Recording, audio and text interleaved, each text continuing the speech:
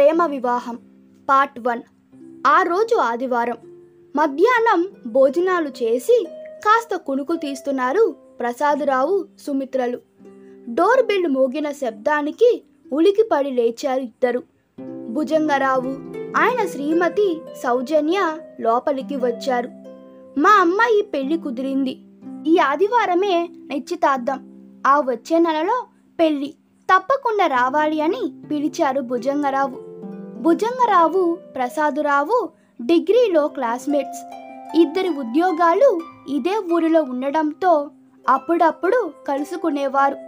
భుజంగరావుకు ఒకతే కూతురు, ఏదో సాఫ్ట్వేర్ ఉద్యోగం చేస్తుందని చెప్పారు. ఇప్పుడు ఆ అమ్మాయిదే పెళ్లి.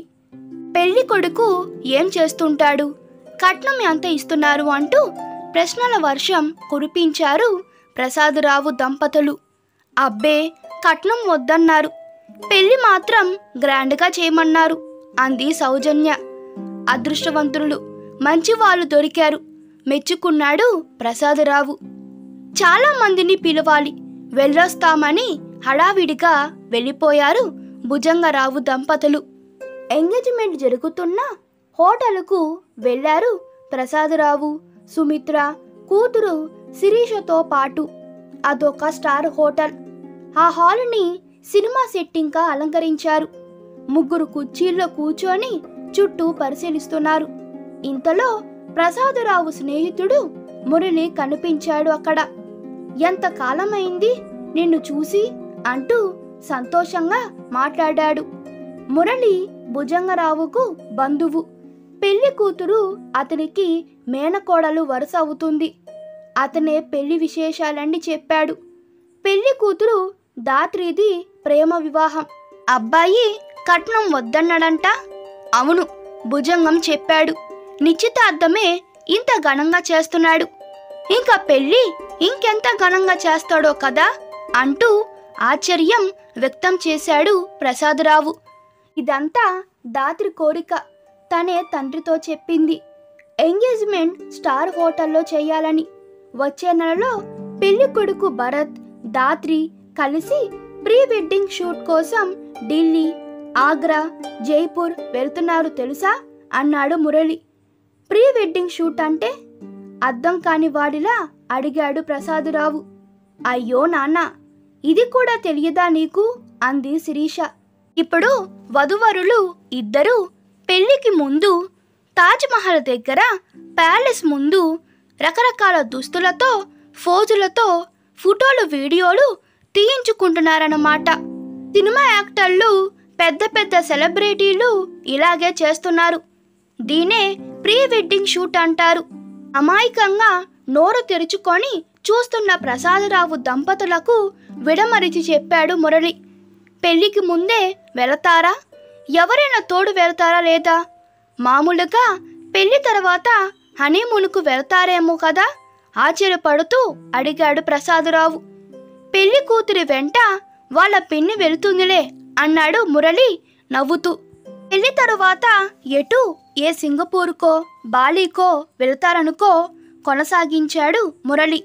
ఏమోరా, మనం పాత తరం వాళ్ళం, ఇవన్నీ కొత్త. అప్పట్లో కొంతమంది కాశ్మీర్కో ఊటీకో హనీమూన్ పేరిట వెళితేనే వింతగా చెప్పుకునేవాళ్ళం. పెళ్లి కూడా ఏ కళ్యాణ మండపంలోనో చేసేవాళ్ళు. మన తల్లిదండ్రుల తరంలో అయితే ఇంటి ముందు పందిరి వేసి పెళ్లి చేసేవారు. కాలం మారిపోయిందిరా నిట్టూర్చాడు ప్రసాదరావు. ఇప్పుడు కళ్యాణ మండపాలు కూడా పాతబడిపోయాయి అన్నాడు మురళి. ఏం చేస్తాం, ఇప్పుడంతా డెస్టినేషన్ వెడ్డింగ్ అంటూ ఊరవతల ఉన్న రిసార్ట్లో పెళ్లి చేస్తున్నారు. పెళ్లికి ముందు సంగీత్, మెహందీ ఫంక్షన్ లాంటి ఉత్తర భారతదేశ సాంప్రదాయాలు కూడా పాటిస్తున్నారు మురళి కొనసాగించాడు. అవునా, ఇవన్నీ చెయ్యాలని పెళ్ళికొడుకు వాళ్ళే అడిగారా ఆరా తీశాడు ప్రసాదరావు. వాళ్ళేం అడగలేదు, పెళ్లి ఇలాగే చెయ్యాలని దాత్రి కోరిందంట మురళి అన్నాడు. మరి డబ్బు చాలనవుతుందిగా అడిగింది సుమిత్ర. అవును, అమ్మాయి పెళ్లి కోసం దాచుకున్న డబ్బుతో పాటు అప్పు కూడా చేస్తున్నాడు భుజంగం. ఏం చేస్తాం, ఒకగానొక కూతురాయే కాదనలేక కూతురి మనసు నొప్పించలేక చేస్తున్నాడు. జీవితంలో ఒకసారి జరిగే వేడుక కదా అంటాడు భుజంగం. మురళి సమాధానమిచ్చాడు. వామ్మో, ఎంత ఖర్చు! మధ్యతరగతి వాళ్లకు సాధ్యమేనా అనుకున్నాడు ప్రసాదురావు గుండెల మీద చెయ్యి వేసుకొని. తర్వాత నెలలో పెళ్లికి కూడా వెళ్ళి వచ్చారు ప్రసాదురావు దంపతులు. ఊరవతల ఉన్న రిసార్ట్లో పెళ్లి ఘనంగా చేశారు. ఉత్తర దక్షిణ భారత సాంప్రదాయాలు కళ్ళగలిపి చేసినట్టు ఉంది పెళ్లి.